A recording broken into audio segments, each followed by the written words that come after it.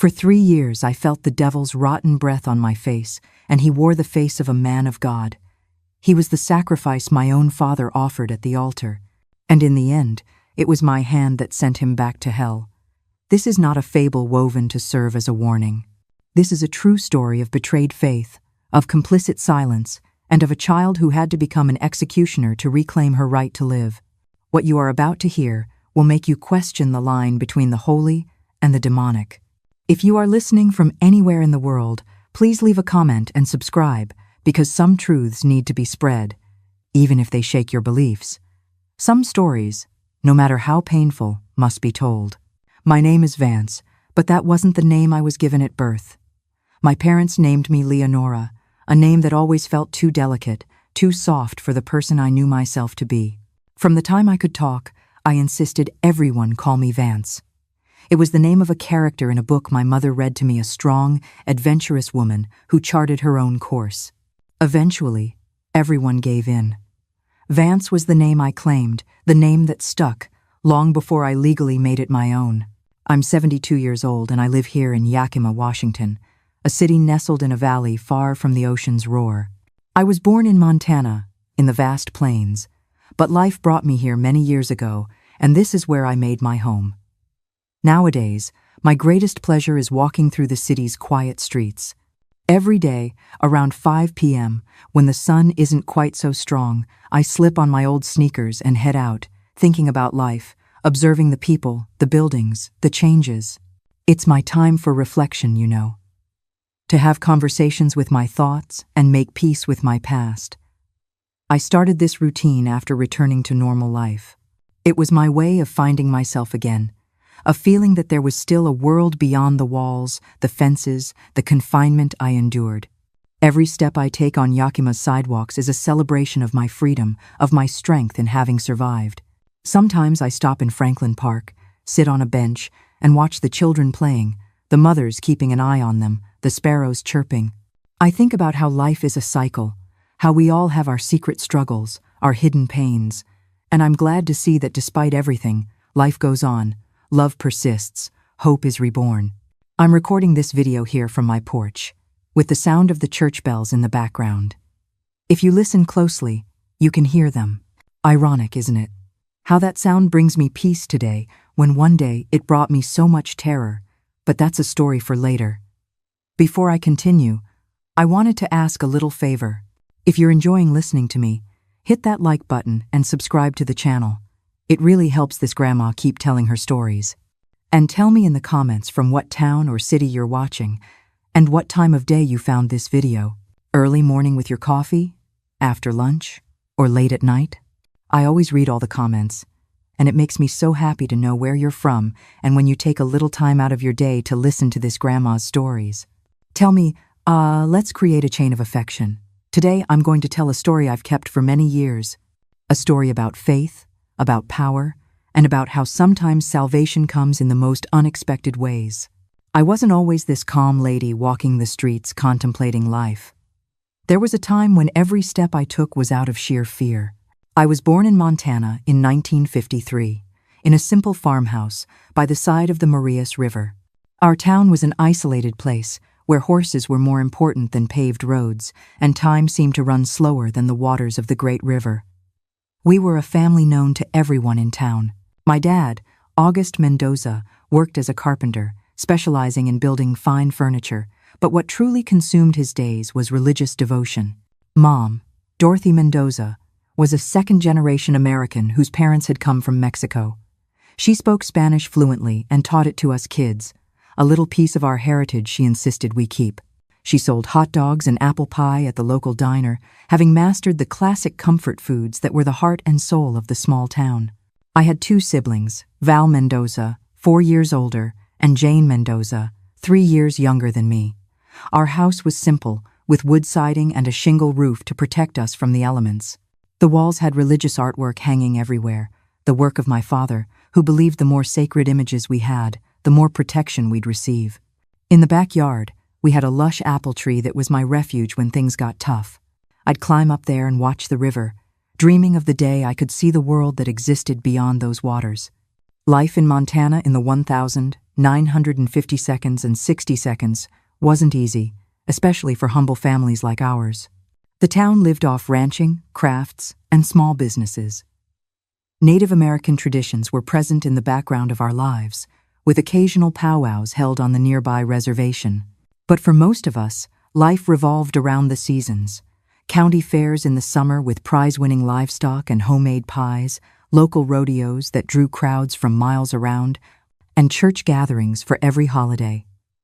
The Catholic Church was the heart of it all, even more so in such a remote region where the priest's word was almost law. My father was the type of man who'd tip his hat and make the sign of the cross every time he passed the church. He'd wake up before dawn every day to pray before going to the workshop and forced us to accompany him to Sunday Mass without exception. "God is watching everything, child," was what he always told me when I questioned anything, and I believed him. How could I not believe? It was all I heard from the time I was old enough to understand. My childhood was divided between the public school, games by the river with other kids, and the household chores Mom taught us from an early age. I loved splashing in the water, making paper boats, and telling stories to the corn-husk dolls Mom braided for me. Susie, my favorite doll, accompanied me for many years. She was my confidant, the only one who knew my childhood fears, my dreams, my anxieties. I clearly remember the smell of fresh fish Dad brought from the river, the aroma of the cornbread Mom baked, and the sound of the saw and hammer Dad working in his shop. I also remember the Sunday processions when the whole town would decorate and people would wear their best clothes to accompany the saints through the narrow town streets. It was during one of those processions that everything started to change. I was 11 years old when a new priest arrived at our parish. Father Michael Donovan was transferred from Chicago, preceded by a reputation as a holy and miraculous man, tall, imposing, with a deep voice. He seemed to have the power to mesmerize the faithful with his sermons on the salvation of the soul and the dangers of sin. My father was completely fascinated. "This is a true man of God," he'd say, his eyes shining. Soon we were participating in all the church activities. Dad became one of the parish's main contributors, donating his time, his carpentry skills, and the little money we had. "It's an investment in heaven," he'd justify to Mom when she complained about the increasingly empty dinner table. I noticed something strange in the way Father Michael looked at children, especially the girls. There was a glint in his eyes that sent a shiver down my spine. But who was I to question? A simple one-year-old girl in a town where a priest's word was law. Besides, everyone admired him so much. It must be my imagination. A child's fantasy, as my mother used to say. On my 12th birthday, I received an unexpected gift. Father Michael showed up at our house for dinner. It was such a great honor that Mom prepared a special barbecue chicken with the best chicken Dad had managed to get that week. During the meal, he didn't take his eyes off me, praised my dedication in catechism, my voice in the children's choir, and said I had a special gift for serving God. Before he left, he spoke alone with my father on the porch. I saw from his gestures that the conversation was serious. Dad nodded, seeming to agree with everything. When the father left, I sensed a change in my father's demeanor. He seemed at the same time worried and strangely satisfied, like someone who had just closed an important deal. I couldn't sleep that night. I had an unease in my chest, a bad premonition that wouldn't let me rest. I hugged my doll Susie tightly and cried without quite understanding why. It was as if something inside me knew what was about to happen, as if my child's soul could sense that from that day on, my life would never be the same. The next morning, while helping Mom wash the dishes, I heard Dad announce with pride, "Vance has been chosen by Father Michael to help out at the rectory. It's a blessing from God for our family." Mom dropped a plate, which shattered on the floor. The sound of the breaking china was the sound of my childhood shattering forever. And so, at 12 years old, my life took a somber turn. 3 times a week after school, I had to go to the rectory. A sacred commitment, as my father called it, fixing my clothes and pushing me out the door. As I walked through downtown Marias Fork towards the church, I felt as if I were going to the slaughterhouse. Each step was heavier than the last, and my heart pounded so hard it felt like it would escape my chest. The rectory was at the back of the church, a whitewashed timber building with a wide porch and green windows.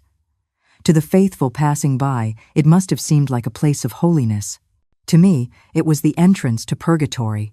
At first, the tasks were simple: sweeping the floor, washing dishes, organizing books on the shelf. Father Michael would sit in his armchair, watching me as I worked. "You're a very special girl, Vance," he'd say. "God has chosen you for a greater purpose." His words made me uncomfortable, but I'd smile shyly and continue my work. At home, things started to change. Suddenly, there was more food on the table. Dad appeared with new fabrics for Mom to make our clothes. Val received school supplies we'd never been able to afford before. And most surprisingly, my father was hired to build new pews for the rectory, a job that would be very well paid. "See how God rewards the faithful?" Dad would say at dinner with a strange glint in his eye. "That's why we have to be grateful to Father Michael and do everything he asks." Mom would remain silent, her eyes downcast. Sometimes, when Dad wasn't looking, she'd watch me with an expression I couldn't decipher. It was fear, guilt, helplessness. I never knew for sure. What I did know was that she was also afraid of my father and his explosive temper when contradicted. After a month working at the rectory, things got worse. Father Michael started asking me to stay after hours for special tasks. The first time was when he asked me to help him organize his collection of religious trading cards. We were alone in his study with the door closed. "Come closer, child," he said, indicating the space next to him on the chair. "Let's pray together to thank God for bringing you to me." He took my hand and placed it on the Bible. His hands were cold and damp, like the skin of a dead fish. As he prayed, his fingers began to caress my wrist, moving up my arm. I remained frozen, not understanding what was happening, but feeling that something was very wrong. "This is a sacred secret between us and God," he whispered when the prayer was over. "If you tell anyone, you'll be betraying God and condemning your family to hell." I returned home that day with a feeling of dirtiness that no amount of bathing could wash away. I didn't tell anyone. How could I? My father believed the father was almost a saint. My mother, though suspicious, was trapped in her own silence. And I, a 1-2-year-old girl raised to obey and respect elders, especially men of God. I didn't have the words to describe what was happening. The following weeks were a growing nightmare. Each visit to the rectory brought a new boundary crossed, a new unwanted touch, a new violation disguised as a special blessing. Father Michael said he was purifying me, preparing me to serve God in a special way, that I was chosen, that all of this was an honor. I began to disintegrate inside. My grades dropped at school. I stopped playing with the other children. I couldn't sleep well. I had terrible nightmares where I was drowning in the river while everyone on the bank just watched, even my parents. I began to isolate myself, to speak less and less. "What's happening to you, child?" my mother asked one night while helping me wash my hair. "You look like a ghost walking around." I wanted to tell her. Oh God, how I wanted to tell her. The words were right there on the tip of my tongue. But then I remembered the father's threats, the hell-awaiting traitors, and especially my father's happiness with the new opportunities we were receiving. "Nothing, Mom, just tired from my studies," I replied, swallowing the tears along with the truth. There was one afternoon, however, that marked the moment something inside me began to change.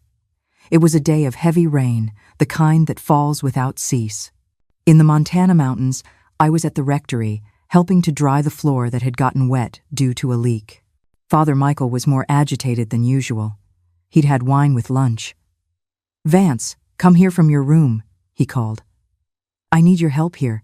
I entered the room trembling, already knowing what awaited me. But that day it was worse, much worse. He was different, more aggressive, demanding things I didn't even fully understand. When I tried to refuse, he grabbed my arm tightly. "Do you think you can say no to me?" he whispered with rage. "I am the voice of God in this town. Your father gave you to me as an offering. You are mine now. Understand?" Those words, "Your father gave you to me as an offering," were like a lightning bolt that struck me. It wasn't just the father, my own father knew. He knew and had allowed it.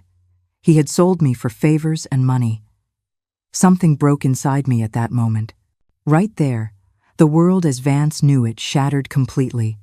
It wasn't just betrayal from a predator, but from her own protector. And as you'll soon hear, from those broken pieces, something hard and resolute began to form in its place. It wasn't just my innocence or my faith, it was my resignation. The fear continued, but now there was something else alongside it. A small, silent but firm rage, like the current of the Marias River, began to grow. "My mother is waiting for me," I managed to say between sobs. "She'll suspect if I'm gone any longer." He let go of me with a shove. "Go, but come back tomorrow. And remember, if you tell anyone, it won't just be you who suffers.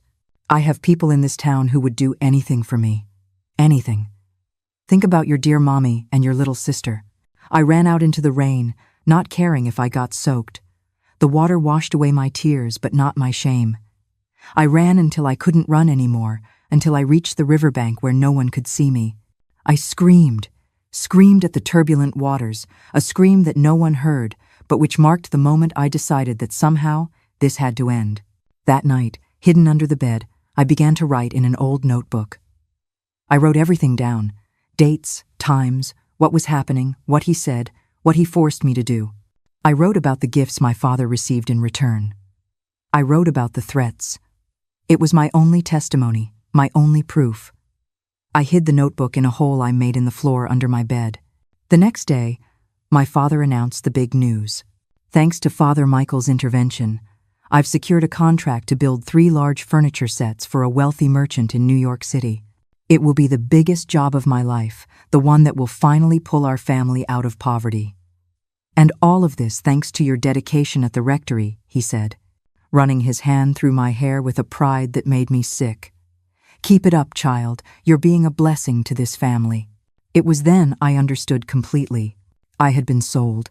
My body, my childhood, my dignity, all traded for furniture and money. My own father had made that devilish deal, and he was happy about it. I looked at my mother, searching for any sign that she understood what was happening, but she merely averted her gaze, pretending to be busy with the food. Her silence was the final betrayal. In that moment, I understood that there are different kinds of monsters. There is the monster who preys on you in the dark, and then there is the monster who watches it happen from the doorway and chooses to do nothing.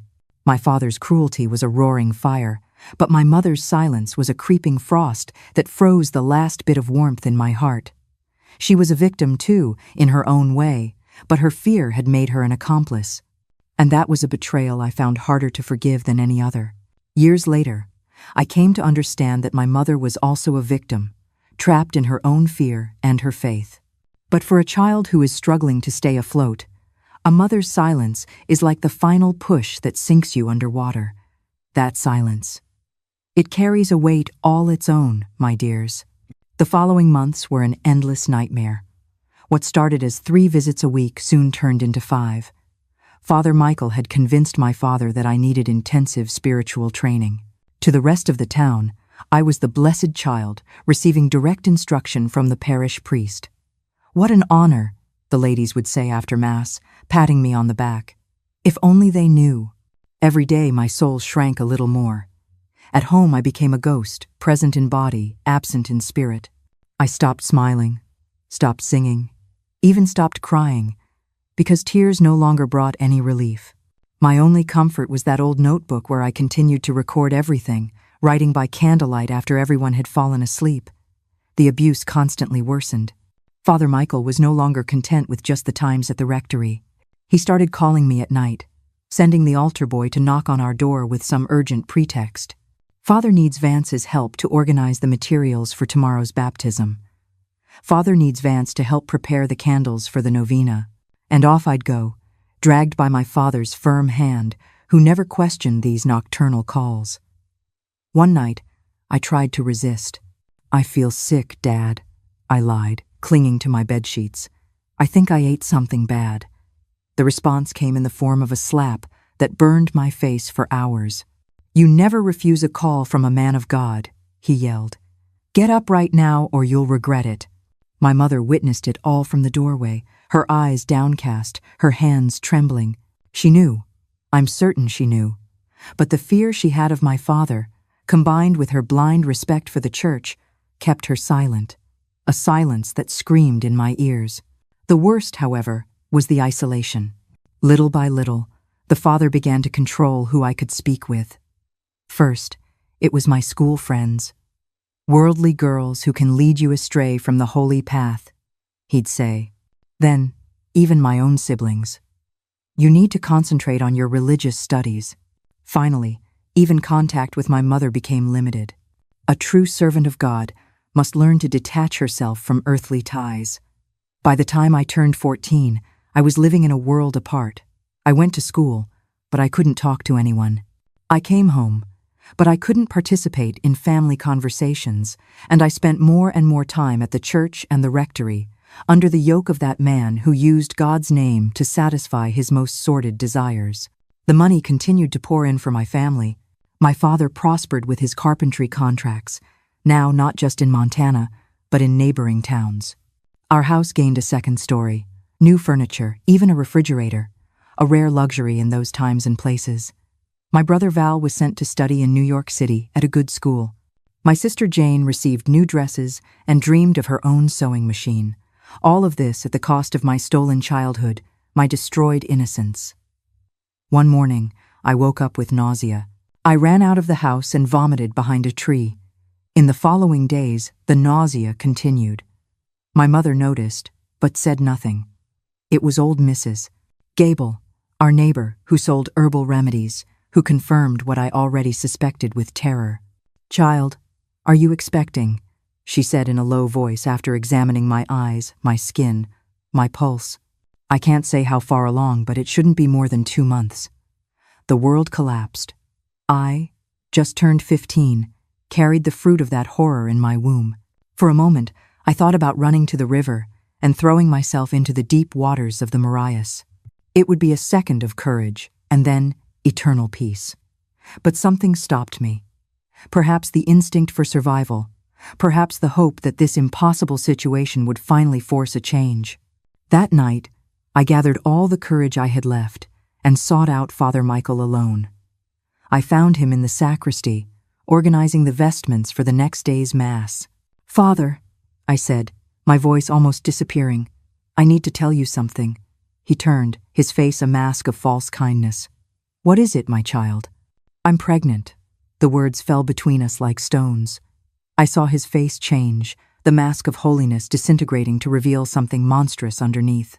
First came surprise, then rage, and finally a cold calculation that was even more terrifying. "Are you sure?" he asked, his voice controlled. I nodded, unable to speak further. He was silent for a long moment, pacing back and forth in the sacristy. Then he approached me with a smile that chilled me to the bone. "This is a gift from God," he said, his voice as smooth as poisonous velvet. "A miracle, proof of the divine blessing on our joint work." I was stunned. This was not the reaction I expected. I thought he'd be furious, that he'd threaten me, but not that he'd transform this into some kind of divine event.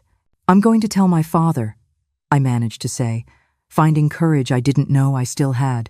"I'm going to tell everyone what you've done to me." It was then I saw his true face. The serene expression disappeared, replaced by an icy fury that distorted his features. "Do you think you can threaten me?" he hissed, grabbing my arm tightly. "I'm not just a priest, Vance. I am God's representative in this town. I have a circle of loyal followers who would do anything for me. Anything." He tightened his grip on my arm, causing sharp pain. "If you open your mouth, not only you, but your entire family will have an unfortunate accident. Perhaps a fire in your new house at night, or perhaps your father will have a problem with his workshop. Accidents happen all the time in Montana, don't they?" My blood ran cold. This was no longer just about her own survival. It was about the life she carried. With every possible path to safety now threatened by the very man who should have offered sanctuary, Vance was being pushed into a corner from which there seemed to be no escape. Her next decision would be a desperate one. "As for the child," he continued, his voice now soft again, "that can be resolved. I know people in Denver who can handle that discreetly." I understood what he meant. The child would be eliminated, along with any proof of what he had done. "Now go home and don't mention this to anyone. I'll speak with your father tomorrow and explain that you need a special spiritual retreat in Denver for a few weeks. When you return, everything will be resolved." I left the sacristy in a state of shock. The rain was falling heavily outside, but I barely felt it as I walked aimlessly through the streets of Marias Fork. I was cornered. If I told the truth, I risked my family's lives. If I kept silent, I would lose not only the child I carried, but also the last shred of dignity I had left. In desperation, I decided to try one last thing, to tell my father. Perhaps at the news of the pregnancy, his conscience would awaken. Perhaps paternal love would speak louder than ambition and religious fanaticism. I arrived home, soaked and trembling. My father was alone in the living room, working on a project for a new desk. Mom and Jane had gone to visit an aunt who was ill. "Dad," I called, my voice barely emerging. "I need to tell you something important." He looked up from the designs scattered on the table. "What is it now, child?" "I'm busy." I took a deep breath and said the words, stumbling over them. "I'm pregnant, Dad, with Father Michael's child. He's been forcing me to do bad things since I started helping at the rectory. Please, Dad, I need your help." The silence that followed was the most painful of my life. I watched my father's face go through a succession of emotions: surprise, confusion, and finally, an expression I will never forget, not of indignation at my situation, but of concern for the consequences to himself. "Have you told anyone else yet?" was his first question. That hit me like a punch. Not, "How did this happen?" or "Who hurt you?" but "Who else knows?" "No, just the father," I replied, feeling I had made a terrible mistake. My father stood up abruptly, knocking over the chair. "Are you lying? Trying to tarnish the reputation of a holy man?" he demanded. "How dare you?" "I'm not lying, Dad, please believe me," I pleaded. He approached me, his finger raised. "Father Michael told me this could happen. He said the devil might try to use you against him, that you might invent stories to try to ruin him. And I didn't believe him." My dears, sometimes faith and greed can act as a blindfold. My father, he didn't see his suffering daughter in front of him. He only saw the saint he worshipped and the prophets that saint brought. It's hard to believe, isn't it? But that was the bitter truth I had to swallow. My world collapsed. The father had anticipated this, my father continued, surprising me further. "He already told me about the pregnancy. He told me you confessed to him that you were meeting a boy from town in secret. What disgrace have you brought upon this family?" I was speechless. "Father Michael told me everything," he continued. "He said that despite your sin, he's willing to help us, that he's going to send you to a place in Denver where you can have this child away from the eyes of the town and then give it up for adoption. It's more than you deserve." I then realized the extent of my helplessness. My own father not only knew what was happening, but chose to believe the father's lies over his own daughters. The man who should have protected me was more concerned with preserving his lucrative contracts and his standing in the religious community. "Tomorrow, you will ask Father's forgiveness for what you said about him, and then we'll arrange your trip to Denver before your shame becomes visible." That night, lying in my bed, I cried until I had no more tears. I was completely alone. No one would believe me against the word of the Father. No one would help me. The whole town saw him as a saint. My own family had abandoned me. It was then that a certainty grew within me, along with that unwanted child. I needed to find a way out, not just for myself, but for that innocent being who didn't ask to be born this way. I would not allow my son or daughter to be dealt with by people in Denver, nor would I accept them growing up in that cycle of abuse and silence. If no one else would bring justice, then it was up to me to find a path. I took my diary and wrote at length by candlelight, not just the facts, but my feelings, my fears, my decisions. That notebook would be my testimony, my only proof against a system that protected the powerful and silenced the weak. The next morning, with swollen eyes but a determined heart, I began to plan my escape from that hell. In the following days, I lived in a state of forced calm. On the outside, I seemed to have accepted my fate.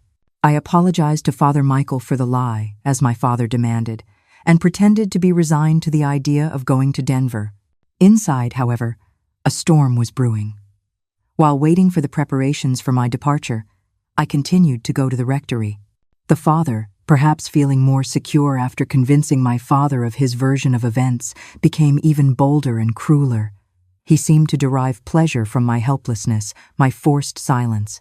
"See how futile it is to fight me?" he'd whisper, his breath smelling of wine on my face.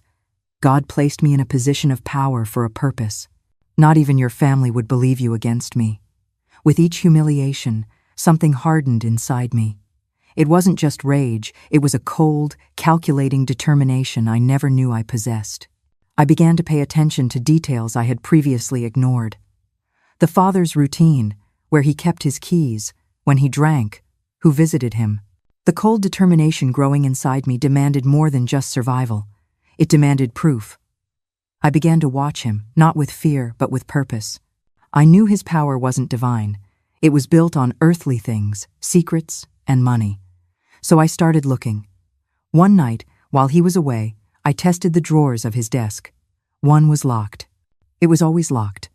That told me everything I needed to know. The following week, I found the spare key he kept in an old tobacco tin. Inside that drawer, I found his true Bible, a ledger. It was a detailed record of transactions, a sordid accounting of how he bought loyalties in silence. And there, I saw my father's name, with amounts and dates that corresponded perfectly with the timeline of my torment. It was one thing to know the truth in her heart, but seeing it there, in cold, hard numbers, was a different kind of power. That ledger wasn't just proof of a crime, it was the key that could unlock her prison. The only question was, would she get the chance to use it? That same night, what I will forever call the last straw occurred. The father had drunk more than usual during dinner. We were alone in the rectory, as the altar boy had gone to visit a sick relative. "I have news about your trip," he said, pouring himself more wine. "Everything is arranged for 2 weeks from now. You'll go to a convent in Denver that cares for cases like yours." I sat in silence, my eyes downcast, as I had learned to do. "As for the child," he continued with a chilling indifference, "don't worry. The nuns have doctors who know how to handle this discreetly. There will be no child when you return." Those words hit me like a physical blow. Until then, I had still harbored the hope that perhaps I could escape before reaching Denver and find a place to raise my child, far from all of this. But the plan had never been to send me to have the baby. It was to force me to have an abortion. "No," the word escaped my lips before I could contain it. The father raised his eyebrows, surprised by my sudden boldness. "What did you say?" "I'm not going to let them kill him," I repeated, now looking directly into his eyes. He placed the wineglass on the table with a thud, spilling some of the red liquid that looked like blood under the dim light. "You have no choice, silly girl. Do you think you can decide anything? Your father has already agreed. Everything is arranged." "It's my body, my child," I insisted. A desperate courage seized me. What followed was the worst attack I had ever suffered. The father came towards me with a fury that transformed his face into something unrecognizable. He grabbed my hair, dragged me across the floor, shouting blasphemies I never imagined hearing from the mouth of a supposed man of God. When I tried to defend myself, he hit me in the face, in the stomach. "Do you think this child means anything?" he yelled as I cowered on the floor, protecting my belly with my hands. "It's just evidence of your sin. No one will ever believe it was me. They'll all think you slept with any vagrant in town." He kicked me in the back, making me cry out in pain. "I should have known a dirty Indian like you would only bring problems. I should have chosen someone else, but now I'll make sure you never accuse me again." He picked up a heavy bronze crucifix from the table and raised it over my head. At that moment, I was certain I was going to die right there on the cold floor of the rectory, me and my unborn child. It was then that something happened. A noise at the front door made the father stop. Someone was knocking insistently. "Father Michael, are you there? It's urgent." It was the voice of a man I didn't recognize. The father hesitated, looking from the door to me, the crucifix still raised. "Damn it," he muttered, lowering the improvised weapon. He dragged me to a small pantry at the back of the kitchen and pushed me inside. "Stay still as a dead mouse if you want to stay alive," he threatened before locking the door. I heard his footsteps recede, then the sound of the front door opening, muffled voices talking. I couldn't make out what they were saying, but it seemed urgent. In that dark pantry, tasting blood in my mouth, with aches all over my body, I had the longest and most transformative night of my life. Huddled between sacks of flour and cans of oil, I cried silently until I had no more tears. Then came a kind of clarity, as if someone had turned on a light in the darkness. I saw with perfect clarity what the future held. Either I would die at the hands of that man, or I would die inside in some back-alley clinic in Denver after losing my child. There was no escape within the system that imprisoned me. No one would help me. Not my father, not my mother, not the authorities who saw the father as a saint. It was there, in that dark pantry, that the frightened girl died, and another person was born. I don't know how long I was locked in there, hours perhaps. I heard the father return at some point, talk to someone, then silence. I thought he would come to finish what he had started, but the pantry door remained closed. Perhaps he wanted to leave me there to think about my behavior, or perhaps he was too busy with the emergency that had called him away. In the middle of the night, I heard footsteps, muffled voices, the front door opening and closing. Then, silence again. Exhausted, I finally fell asleep on the cold floor. I woke up to the sound of the key turning in the lock. The door opened, revealing Father Michael. He was sober now, his face a mask of false concern. "You have disappointed me greatly, Vance," he said in a calm tone that was more terrifying than his shouts. "But I am a man of God, and I know how to forgive. I'm going to give you one more chance." He extended his hand to help me up, as if he hadn't tried to kill me hours before. I accepted the help, not out of trust, but because I could barely stand on my own. "Go home now," he ordered. "Clean yourself up. Rest.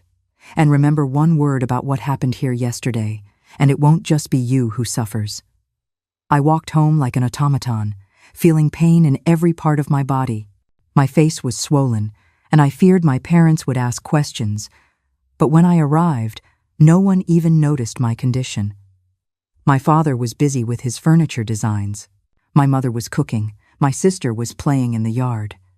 It was as if I were invisible, or perhaps they had simply chosen not to see.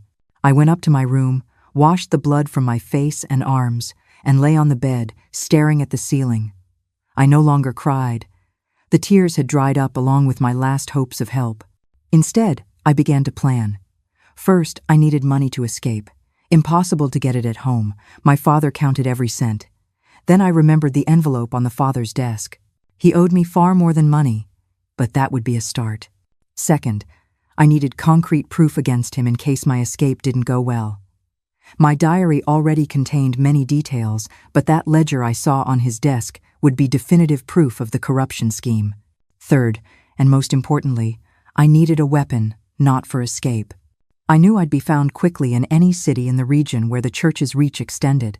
The weapon was for something else, something that had begun to take shape in my mind during those hours in the dark pantry. In the following days, I feigned total submission. I apologized to the father again. I accepted the idea of the trip to Denver. I showed myself to be repentant and resigned. With each humiliation, I smiled and lowered my head. Inside, however, each insult, each abuse, each lie fueled the cold fire of my determination. I began to prepare the ground. I discovered where the altar boy kept the spare key to the rectory. I mentally mapped out every corner of the father's desk. I observed his hours, his routines. A week after the incident, while cleaning the sacristy, I found what I was looking for, a sharp scalpel in the first aid kit kept in a cabinet. The father had once mentioned that kit was from when he served as a chaplain in a hospital in Denver.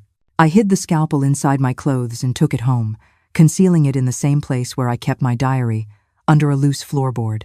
Just 5 days before my departure for Denver, I had a dream so vivid it seemed more like a vision. I dreamt of my paternal grandmother, a Native American woman I barely knew, but whom my father rarely spoke of, perhaps ashamed of her origins. In the dream, she stood on the bank of the Marias River, wearing traditional clothes I never saw her wear in life. She said nothing, just pointed towards the water, and then towards me, as if indicating a path. I woke up with absolute certainty. I couldn't wait any longer. I needed to act that very night. It was a Thursday, the day the father usually had the vicar from a neighboring parish over for dinner and a game of cards. They always drank quite a bit, and the gathering always ended late. The altar boy had permission to go to sleep earlier on those days, leaving the father and his guest alone. I slipped out of the house stealthily after everyone had fallen asleep, carrying only my diary and the scalpel hidden in my clothes. The night was dark, moonless, as if even the sky conspired in my favor. I arrived at the church around 11 p.m. As I had predicted, the visiting vicar had already left. His horse was no longer tied to the small post. The lights of the rectory were still on, which meant the father was still awake. Using the key I had observed the altar boy hiding under a rock near the back door, I entered the house silently. I could hear the father walking around in the living room, probably tidying up after the visit. My plan was simple: enter the study, take the money and the ledger, and then confront the father. Not to negotiate. I knew it was too late for that, but to end it all once and for all. The study was locked, but I had already anticipated that. Weeks before, I had observed where the father kept the key, in a plant pot near the door. I carefully opened the door, entered, and closed it behind me without making a sound. Working quickly in the dim light coming from the window, I found the envelope with the cash and the ledger, exactly where I had seen them before.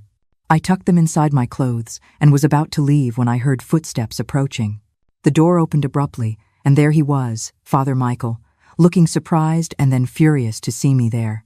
"What are you doing here, little thief?" he yelled, advancing towards me.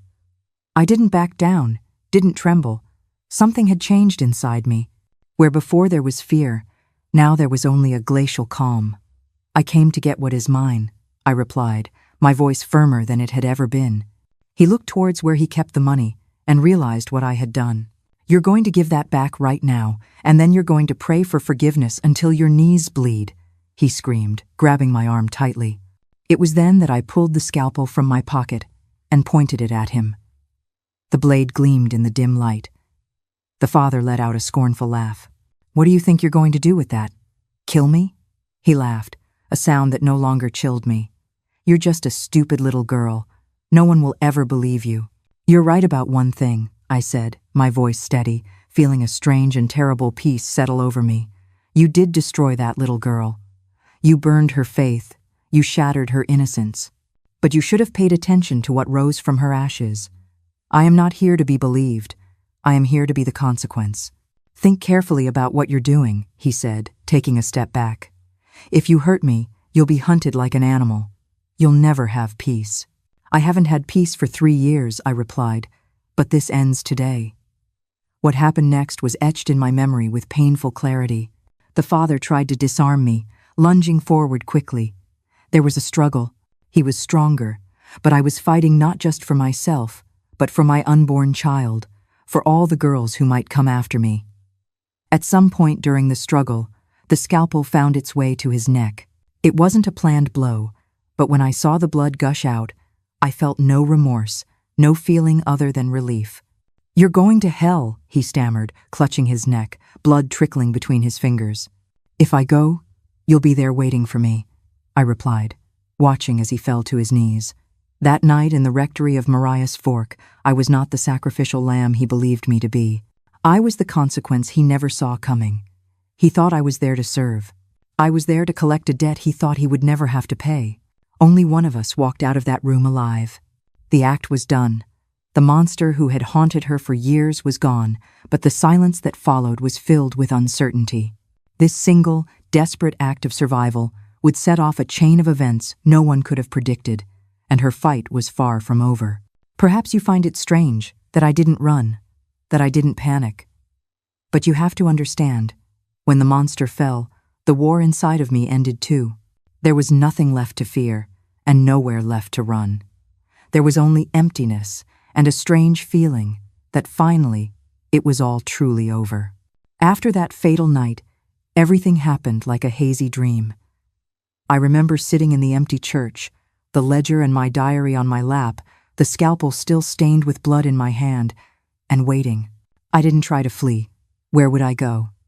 A 15-year-old girl, pregnant, with no money or connections beyond that town. Besides, a part of me wanted the truth to come out, even if I had to pay a high price for it. It was the altar boy, Don Miller, who found me the next morning. The poor man nearly had a heart attack when he entered the church to prepare for Mass and saw me sitting in the first pew, as still as a statue. He was even more shocked when I told him with surreal calm, "Father Michael is dead in the study. I killed him." He ran to verify and came back pale, crossing himself repeatedly. "My God, child, what have you done?" "What no one else would do for me," I replied simply. Don Miller, despite the shock, was the first person in years who truly looked at me, not with judgment, not with rage, but with a mixture of horror and what might have been understanding. He noticed my face, still swollen from the blows, my marked arms, the almost catatonic state I was in. "Stay here," he said after a long moment. "I'm going to call the police." I nodded. Where else would I go? The next few hours were a blur of uniforms, questions, exclamations of horror. Detective Irvin Foster, a serious man with a thick mustache, tried to understand what had happened. At first, as expected, no one believed my story. How could a holy man like Father Michael commit such atrocities? It was when I handed over my diary and the ledger that things began to change. "Read it," I told the detective, pointing to the diary. "Every date, every detail of what he did to me for 3 years. And then look at the other book where he noted how much he paid my father and other men in town for their silence and favors." The reluctant detective began to flip through the documents. I watched his face change as he read, from skepticism to shock, then to a contained rage. "This is very serious," he said finally, closing the diary. "If it's true, it's true. And there's more," I replied, placing my hand on my stomach. "I'm pregnant with him. You can verify it whenever you want." And he was going to send me to Denver to get rid of the baby and the evidence. And so, instead of being immediately thrown into a cell, I was taken to a doctor for examinations. Dr. Evans, brought from Denver specifically for the case, confirmed not only the pregnancy, but also the signs of prolonged abuse and recent marks of aggression. His report was another nail in Father Michael's coffin. Meanwhile, the ledger produced its own earthquakes. The detective, acting with an integrity I hadn't expected to find, began discreet investigations into the names listed in the book, including my father's. They uncovered a corruption scheme that went far beyond what I imagined: embezzlement of donations, extortion, document forgery. My father was arrested 3 days after me. When we met at the police station, he couldn't even look me in the eye. His shame wasn't for selling me, but for being discovered. "How could you do this to me?" were his only words, as if I were the traitor. "How could you do this to me?" I replied, without tears, without rage, just an infinite sadness. It was the last time I saw him. As for me, I spent 2 months in the Marias Fork jail awaiting trial. It wasn't a place for a pregnant young woman, but Nurse Brenda did what she could to ensure I had minimal care. She brought me better food than the other prisoners' rations and let me sunbathe in the inner courtyard every day. My daughter was also a victim of a man who called himself a man of God, she confided one afternoon, but she didn't have your courage. She hanged herself before we could help her. I understood then that in my misfortune, I wasn't as alone as I thought. The trial took place in Denver, where I was transferred in my 3rd month of pregnancy. It was a case that shook the entire southern region of Montana.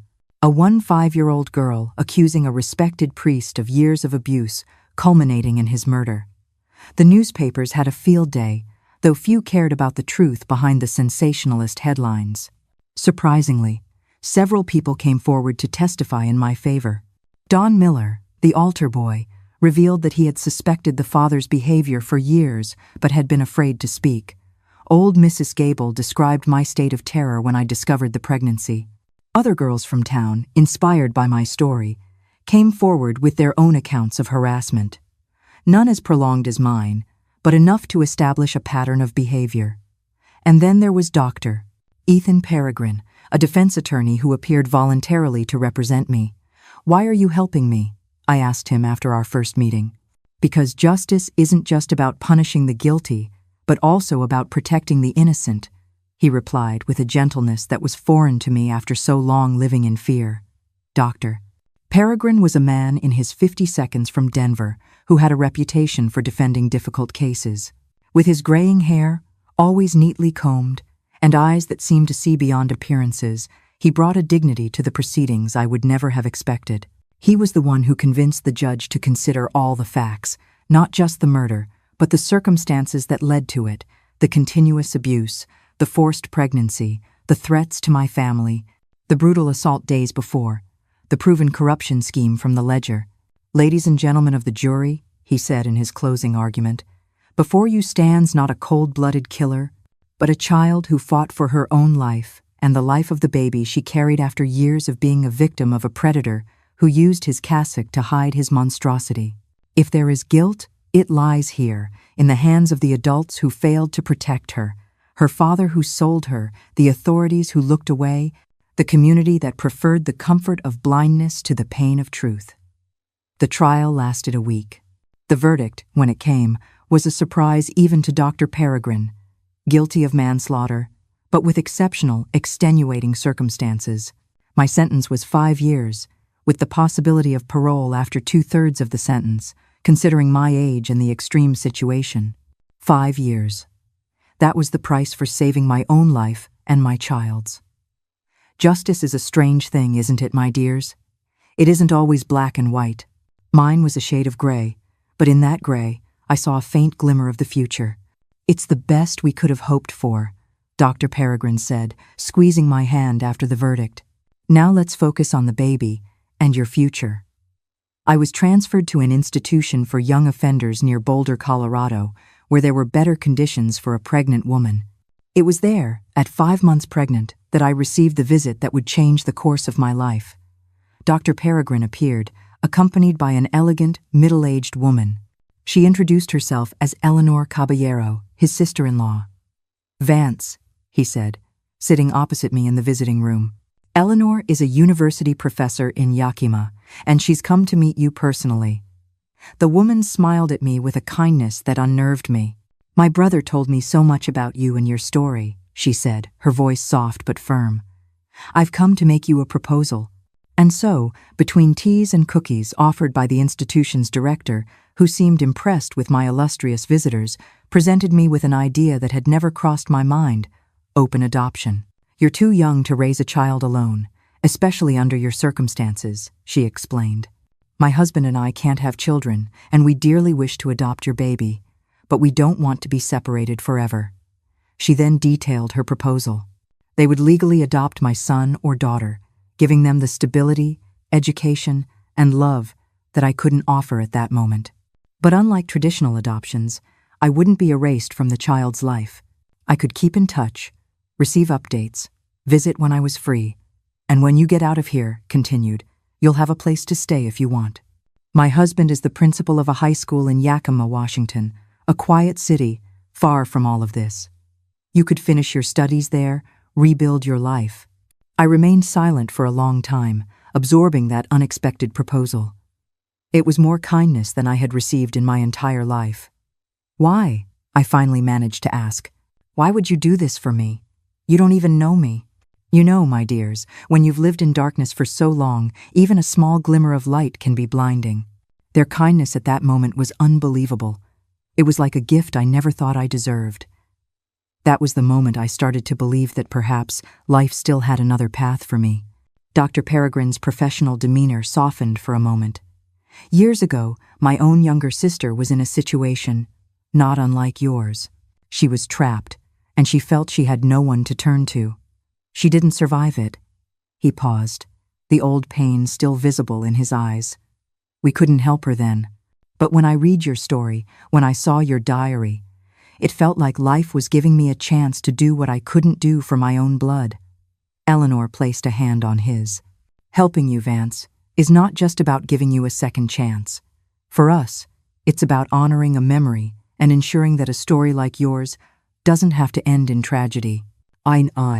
Just when it seemed her life would be defined by tragedy and punishment, a glimmer of unexpected grace appeared. This offer wasn't just a lifeline, it was a chance to rewrite her entire future, and her child's. But as you'll hear, accepting this kindness would be its own journey of learning to trust again. 2 weeks later, I signed the papers accepting the adoption. The following month, I gave birth to a healthy baby girl whom I named Hope. As we had agreed, Eleanor and her husband Claudio legally adopted her, but they allowed me to be present in her life, even from a distance during my time at the institution. I served 2 years and 8 months of my sentence, with reductions for good behavior and for completing the basic studies offered by the institution. When I was released on parole at 18, was there to pick me up as she had promised. "Are you ready to see your new home?" she asked as we boarded the bus that would take us from Colorado to Yakima, a journey of several days that seemed to symbolize my own journey of transformation. And that's how I arrived in Yakima, the city that would become my refuge and my home. Far from the stifling heat of Montana, far from the ghosts of my hometown, far from the past that, though never forgotten, could finally begin to heal. Hope was almost 3 years old when we met in person again. A pretty little girl with dark curls and bright eyes who ran towards me as if she had always known me, thanks to the photos and stories and Claudio kept alive for her. "Mama Leo!" she cried, hugging my legs with a pure joy that made me cry for the first time in years. Ah, that moment. All the pain, all the shame, all the years in prison. They seemed to melt away in that little hug. The name Mama Leo was sweeter than any church hymn. That's when I knew I had won. I hadn't just survived. I had truly reclaimed my life. It was at that moment, under the open sky of the central Washington Plateau, that I felt that justice, in its tortuous way, had finally been served. Today, at 72, I live a quiet life here in Yakima. My simple little house on Cherry Street is my safe harbor, with its airy porch from which I can watch the city's bustle and feel the Pacific Northwest breeze that I love so much. Anyone who sees me walking the streets at 5 p.m. with my white hair and calm steps would never imagine the hell I went through to get here. Yakima gave me what I needed most: a home. When I arrived, over 5 decades ago, I was just a scared 8-year-old girl, with deep scars on my soul and an uncertain future. And Claudio were more than guardians. They were the parents I never had. With infinite patience, they helped me finish my studies at the high school where Claudio was principal. "Education is the one thing no one can take from you," used to say. And I absorbed every word, every lesson, every learning opportunity as if it were water in the desert. At 20, I started working as an assistant at the municipal library. Books became my silent companions, offering me worlds where I could lose myself for a few hours. Stories of people who overcame seemingly insurmountable obstacles. Slowly, page by page, I began to reconstruct my own story. The arrangement with Hope worked out better than any of us could have expected.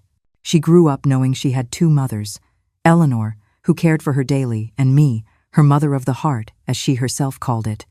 We never hid her origins. We just adapted the truth as she grew, in a way she could understand. "Why don't you live with us, Mama Leo?" she asked me one day when she was about 6 years old. "Because sometimes, love, families are different," I replied. "Some have a father and a mother in the same house.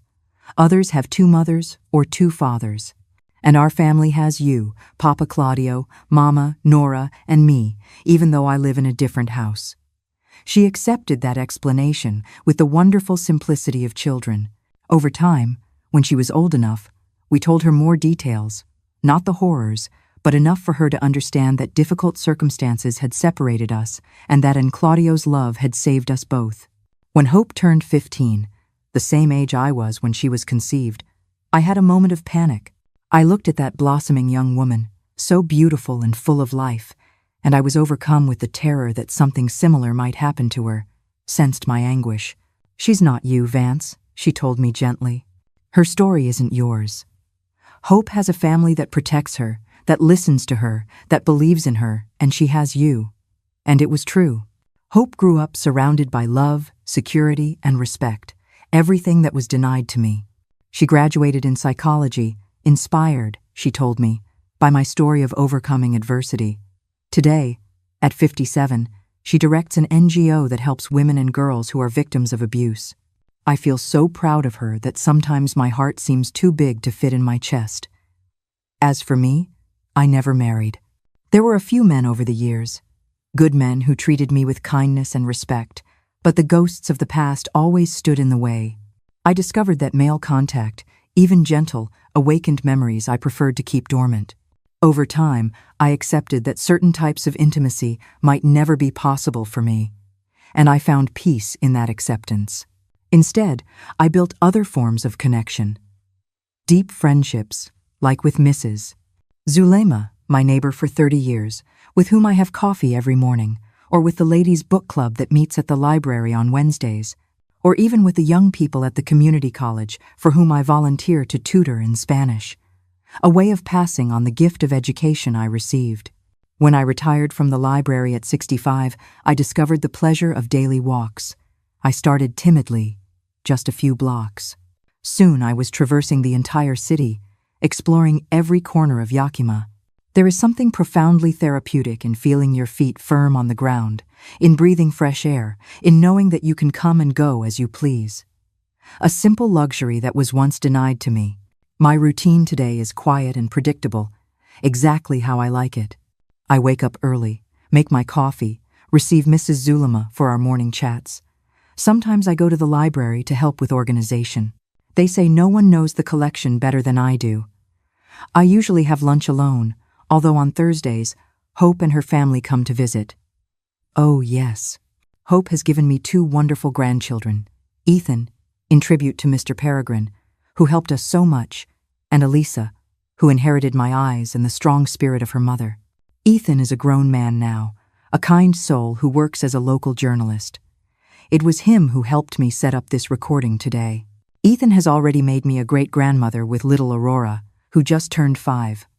When I see them together, 3 generations born of my lineage, I feel that in some way, I have won.